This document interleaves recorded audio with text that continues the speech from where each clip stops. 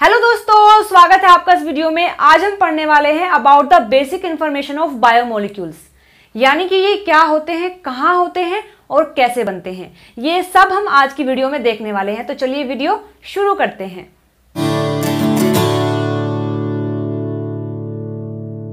सबसे पहले हमारा काम ये जानना है कि आखिर बायोमोलिक्यूल्स होते क्या हैं।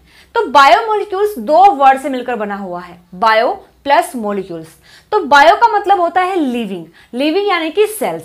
और अगर मोलिक्यूल्स की बात करें तो मोलिक्यूल्स होते हैं ग्रुप ऑफ एटम्स। तो यानी कि ऐसे मोलिक्यूल्स जो कि सेल के अंदर मिलते हैं उनको हम बायोमोलिक्यूल्स बोलते हैं। अब ये फर्दर दो टाइप के होते हैं, macromolecules and micro biomolecules. Macro से मतलब है जो कि साइज में बड़ा होता है और जिसका मास भी ज्यादा होता है, और माइक्रो मोलिक्यूल्स का मतलब है जो कि साइज में छोटे होते हैं, उनका मास भी कम होता है। तो कितना मास होता है? अगर हम बात करते हैं मैक्रो मोलिक्यूल्स की, तो उनका वेट या फिर उनका मास होता है 1000 डाल्टन से ज्यादा होता है।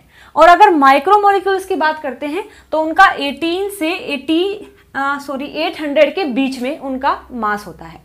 तो इस तरीके से अगर बात करें मैक्रो मॉलिक्यूल्स की, तो उसमें मोस्टली पॉलीमर को ऐड किया जाता है और माइक्रो मॉलिक्यूल्स में मोस्टली मोनोमर्स को ऐड किया जाता है। ये पॉलीमर, मोनोमर, ये क्या होते हैं? देखिए, मोनोमर एक स्मॉलर यूनिट है जो कि बहुत सारे मोनोमर कंबाइन हो जाते हैं with the help of bond, तो वो पॉलीमर्स बना देते हैं। तो अब हम देखने वाले हैं कि बायोमोलिक्यूल्स में जो पॉलीमर होते हैं वो कितने होते हैं, कौन कौन से होते हैं, उनका मोनोमर यूनिट क्या है, उनका बॉन्ड क्या है और वो बॉन्ड कैसे फॉर्म होता है। जैसे कि मैंने यहां पर एक टेबल ड्रॉ किया है जिसको हम अब फिल करने वाले हैं with the help of biomolecules. तो फर्स्ट पॉलीमर है पॉलीपेप्टाइड। पॉलीपेप्टाइड जिसको हम प्रोटीन भी बोलते हैं। तो प्रोटीन की अगर बात करते हैं तो ये प्रोटीन एक पॉलीमर है जिसको पॉलीपेप्टाइड भी बोलते हैं। उसका मोनोमर यूनिट होता है दोस्तों amino acid. Amino acid, amino acid is the monomer unit of polypeptide या फिर प्रोटीन।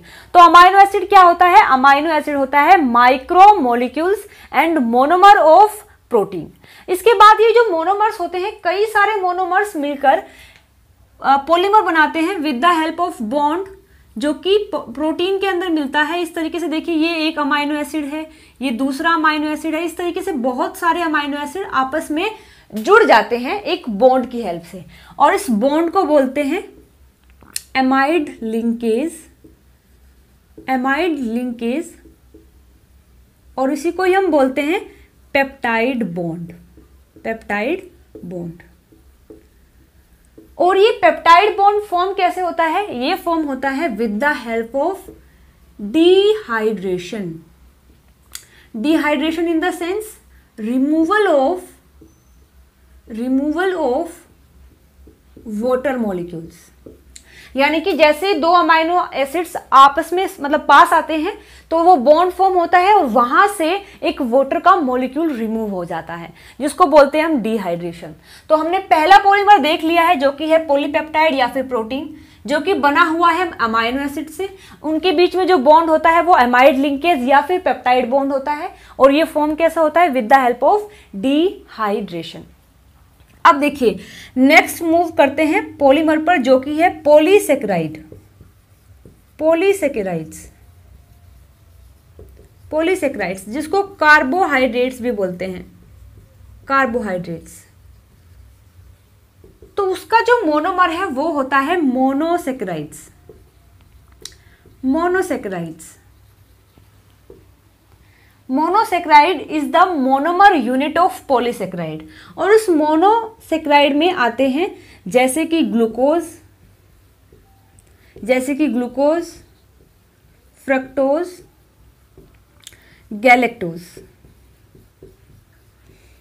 ये कुछ मोनोमर होते हैं, यानी कि मोनोसेकेराइड होते हैं जो कंबाइन होकर बनाते हैं पॉलीसेकेराइड। इनके बीच में जो लिंकेज होती है, यानी कि जो बॉन्ड होता है, वो होगा ग्लाइकोसिडिक लिंकेज।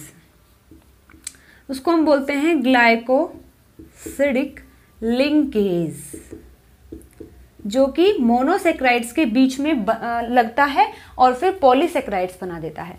ये जो ग्लाइकोसिडिक लिंकेज है ये भी फॉर्म होता है with the help of dehydration, with the help of dehydration, यानी कि removal of one water molecule. अब देखिए थर्ड बात करते हैं। जो थर्ड हमारा पॉलीमर है वो है पॉलीन्यूक्लियोटाइड। पॉलीन्यूक्लियोटाइड जिसको न्यूक्लिक एसिड भी बोलते हैं, न्यूक्लिक एसिड बोलते हैं। और इसके अंदर आते हैं जैसे कि डीएनए, जैसे कि आरएनए। अब पॉलीन्यूक्लियोटाइड का जो मोनोमर होता है वो होगा nucleotide. Nucleotide, nucleotide is the monomer unit of polynucleotide. और ये न्यूक्लियोटाइड जो होता है ये फॉर्म होता है with the help of nucleoside, nucleoside plus phosphate. जब न्यूक्लियोसाइड अटैच होता है विद फॉस्फेट तब बनता है न्यूक्लियोटाइड, और जब बहुत सारे न्यूक्लियोटाइड कंबाइन होते हैं तब बनता है पॉलीन्यूक्लियोटाइड। इनके बीच में जो बॉन्ड होता है, इनके बीच में जो बॉन्ड होता है जो इनको कंबाइन करता है उसका नाम है फॉस्फोडाइएस्टरेज,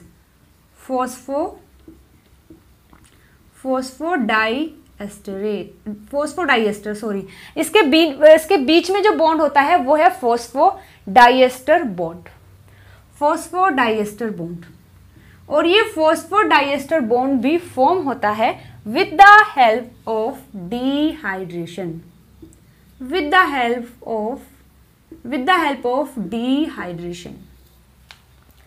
एक लिपिड होता है, लिपिड भी एक मैक्रोमोलिक्यूल है बट वो पॉलीमर नहीं होता है।